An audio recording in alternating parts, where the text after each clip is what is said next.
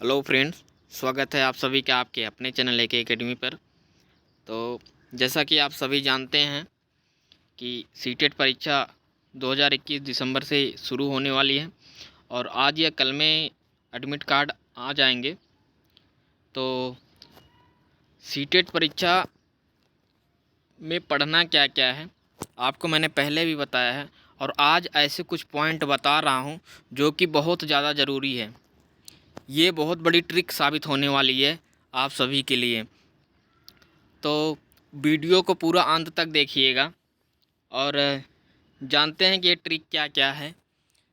अगर ये ट्रिक आपने अपना लिया तो 100% आप परीक्षा को क्रैक कर पाओगे, परीक्षा को अच्छा स्कोर कर पाओगे और अच्छे से पास हो पाओगे। तो देख लेते हैं कि पहला पॉइंट क्या कहता है। समानता का नियम, समानार्थी विकल्प उत्तर नहीं हो सकते।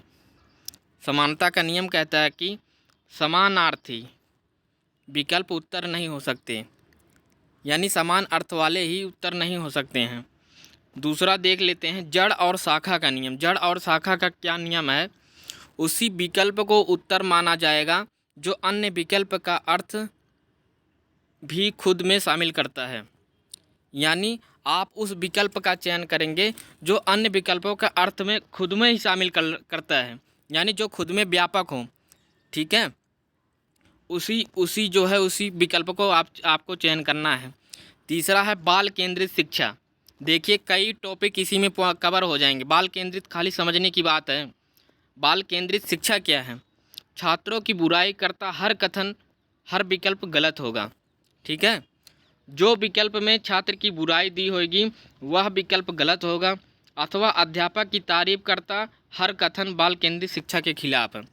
जिसमें अध्यापक की अच्छाई की गई हो, अध्यापक की तारीफ की गई हो और छात्र की बुराई की गई हो, वह विकल्प गलत होगा।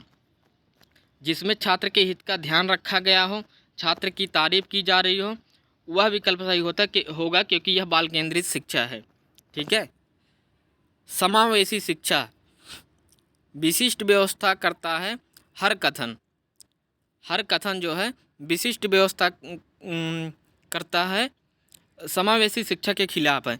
जो कथन विशिष्ट व्यवस्था, जो विशेष व्यवस्था करता है, वह समावेशी शिक्षा के खिलाफ है क्योंकि समावेशी शिक्षा सभी के लिए सामान्य है।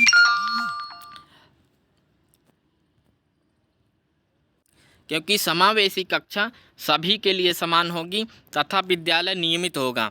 विद्यालय नियमित होगा और शिक्षण विधि समान नहीं होगी। शिक्षण विधि समान नहीं होगी इसका मतलब है कि जैसे कोई बच्चा विशिष्ट हो या कोई बच्चा विशेष रूप से कमज़ोर हो तो उसके लिए अलग से थोड़ी सी व्यवस्था होनी चाहिए पढ़ाने के लिए। ठीक है, तो शिक्षण की जो विधि होती है उसके लिए अलग शिक्षण विधि अपनाई जानी चाहिए। सभी के लिए शिक्षण विधि समान नहीं होनी चाहिए।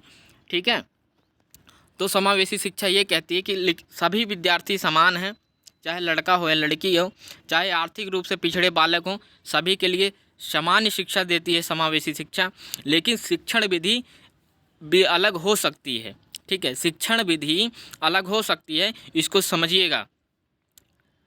पांचवा पॉइंट कहता है व्यक्तिक भिन्नता। व्यक्तिक भिन्नता क्या है कि हर एक व्यक्ति एक दूसरे से भिन्न होता है, चाहे वह शारीरिक रूप से होता है, चाहे वह मानसिक रूप से होता है, चाहे वह वैचारिक रूप से होता है, लेकिन हर एक व्यक्ति में भिन्नता पाई जाती है। दो व्यक्तियों में भिन्नता पाई जाती है। वही कहता है पॉइंट, दो विद्यार्थियों की तुलना करना, अंतरों की अनदेखी करना, सबके लिए समान शिक्षण विधि लाना व्यक्तिक भिन्नता खत्म करने, व्यक्तिक भिन्नता के खिलाफ है। ठीक है, दो विद्यार्थियों की तुलना की अनदेखी करना, मतलब कि दो विद्यार्थियों की तुलना की अनदेखी करने का मतलब कि दो विद्यार्थी अलग अलग शारीरिक रूप से अलग हो सकते हैं, मानसिक रूप से अलग हो सकते हैं, तो उनको देखकर शिक्षण विधि अपनाई जानी चाहिए। ठीक है, समान शिक्षण विधि नहीं होनी चाहिए। जैसे कि अगर बालक कम सुन रहा हो या बालक देखने में कोई दिक्कत हो रही हो, पढ़ने में कोई समस्या आ रही हो, तो उसके लिए अलग से शिक्षण विधि अपनाना चाहिए। ठीक है, यह व्यक्तिक भिन्नता, यही व्यक्तिक भिन्नता है। अगर आप ऐसा नहीं करते हैं तो यह व्यक्तिक भिन्नता के खिलाफ है। तो ऐसे अगर जो परीक्षा में पॉइंट आते हैं, विद्यार्थियों की तुलना का अनदेखी की जा रही हो और समान शिक्षण की बात हो रही हो, तो वहाँ पर ये व्यक्तिगत भिन्नता के खिलाफ है, तो वो ऑप्शन गलत हो जाएंगे। ठीक है। अब छठा पॉइंट कहता है त्रुटि या प्रयास। त्रुटि या प्रयास से कोई अपराध नहीं है बल्कि अधिगम का हिस्सा है। क्या कहता है कि त्रुटि या प्रयास कोई गलती नहीं है, कोई अपराध नहीं है, बल्कि क्या है, सीखने का एक जरिया है। अगर आप गलती करेंगे तभी चीज़ों को और अच्छे और प्रभावी तरीके से सीख पाएंगे कि हमने गलती कहाँ की है। आप उस पॉइंट को अच्छे से जान पाएंगे। ठीक है। तो क्या है कि अधिगम का एक हिस्सा है त्रुटि एवं प्रयास, कोई अपराध नहीं है। प्रयास त्रुटि किसी से भी हो सकती है, गलतियाँ किसी से भी हो सकती हैं। तो गलतियाँ क्या है, सीखने का एक हिस्सा है। ठीक है। सातवां पॉइंट कहते हैं लिंग पूर्वाग्रह। बहुत बार सीटेट में क्वेश्चन आया है, इसको जरूर ध्यान दीजिएगा। स्त्री पुरुष को एक तरफा सही या गलत करना लिंग पूर्वाग्रह के खिलाफ है। ठीक है। लिंग पूर्वाग्रह क्या है कि अगर स्त्री की विशेषता बताई जा रही है या केवल बालक की विशेषता बताई जा रही हो तो गलत है, क्योंकि स्त्री या पुरुष दोनों आज के समय में एक समान है। ठीक है। तो किसी भी माने में स्त्री ना पुरुष से कम है ना पुरुष स्त्री से कम है, दोनों समान है। ठीक है। तो अगर इस तरह से कहीं बात की जा रही हो कि एक बालक से एक बालिका अच्छी होती है, एक बालिका अच्छी होती है बालक से पढ़ने में, या बालक की मैथ एक बालिका से अच्छी होती है, तो ये कहना उचित नहीं है, क्योंकि बालिका भी मैथ में अच्छी हो सकती है। ठीक है। तो यही लिंग पूर्वाग्रह है। आप किसी एक की तारीफ जब करते हैं तो वो क्या कहलाता है, लिंग पूर्वाग्रह कहलाता है। ठीक है। आठवां पॉइंट कहता है अधिगम का आकलन। अधिगम का आकलन शिक्षण अधिगम सत्र एक समाप्ति पर यह जानना कि शिक्षण अधिगम का प्रभाव क्या रहा है, अधिगम का आकलन है। ठीक है।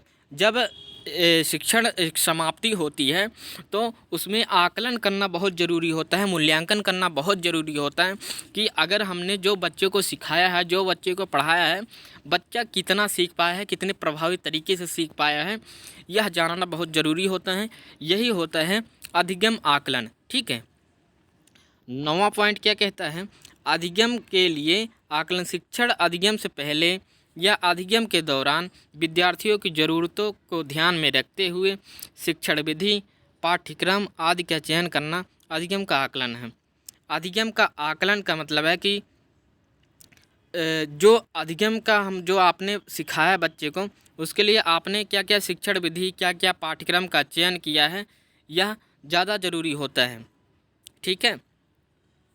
अब 10वां देख लेते हैं रुचि एवं प्रेरणा। रुचि और प्रेरणा विद्यार्थियों की रुचि तथा आंतरिक प्रेरणा को वरीयता दें। ठीक है। जिस पॉइंट में अगर बच्चे में आप रुचि पैदा करते हैं अधिगम के प्रति, या कोई चीज़ सिखाते हैं, कोई चीज़ पढ़ाते हैं, सबसे पहले आपको विद्यार्थी में रुचि पैदा करनी होगी। ठीक है। तभी वो प्रभावी तरीके से सीख पाएगा चीज़ों को। और प्रेरणा एक अधिगम का भी एक हिस्सा है। जितना ज़्यादा आप बच्चे को प्रेरित करेंगे उतना ही ज़्यादा उसके अंदर उत्सुकता आएगी, उतना ज़्यादा उसके अंदर तत्परता आएगी चीज़ों को सीखने के लिए। तो हमेशा रुचि जहाँ हो, प्रेरणा जहाँ हो, उसको आप वरीयता दें। ठीक है। आगे देख लेते हैं। ठीक है। आगे चलते हैं। करके सीखना 11वां पॉइंट क्या कहता है करके सीखना। हमेशा जहाँ भी ऐसा विकल्प आएगा अधिगम में, ऐसा विकल्प आएगा जहाँ पे करके सीखने को वरीयता दी जा रही हो, तो वह पॉइंट हमेशा सही होगा। जब बच्चा अगर अधिगम में सबसे ज़्यादा प्रभावी तरीका होता है लर्निंग बाई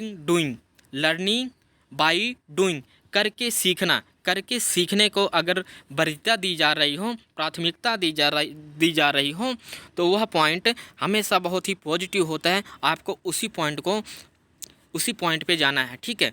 तो ये पॉइंट हमेशा बिल्कुल ध्यान रख लीजिएगा, ये पॉइंट ज़रूर आएंगे पेपर में, और इसी पॉइंट पे जो है पूरी परीक्षा घूमती है, खासकर मनोविज्ञान में। ठीक है। 12वां पॉइंट क्या कहता है प्रगतिशील शिक्षा। प्रगतिशील शिक्षा क्या है, शिक्षा का मूल्य उपयोगिता पर आधारित है। शिक्षा का जो मूल्य है वो उपयोगिता पर आधारित है। शिक्षा वास्तविक जीवन की चुनौतियों पर आधारित है। शिक्षा क्या है, जो हमारे वास्तविक जीवन की चुनौतियां हैं उन्हीं पर आधारित हैं। ठीक है। हम शिक्षा लेकर उन अपने वास्तविक जीवन की चुनौतियों से लड़ सकते हैं। ठीक है, और अगर वीडियो आपको अच्छी लगी हो तो वीडियो को अधिक से अधिक लाइक करें, सब्सक्राइब करें, वीडियो को पूरा ज़रूर देखिएगा। ठीक है, हर एक पॉइंट अच्छे से पढ़िएगा, और जहाँ पे आपको समझ नहीं आता है, कोई कन्फ्यूजन आती है, तो आप जो है हमसे कमेंट में जाके कमेंट सेक्शन में जाके आप कमेंट करके हमसे पूछ सकते हैं। ठीक है, तो बहुत बहुत धन्यवाद, और इसी शुभकामना के साथ वीडियो की समाप्ति करते हैं। और आज हो सकता है दोपहर तक शायद आने की संभावना है सीटेट एडमिट कार्ड का। ठीक है, तो ये सारे पॉइंट एक बारी ज़रूर आप पढ़ के जाइएगा पेपर में, और जो मैंने पिछली वीडियो पेडागोजी की दी है वो वीडियो ज़रूर देखिएगा। ठीक है, okay, thank you so much.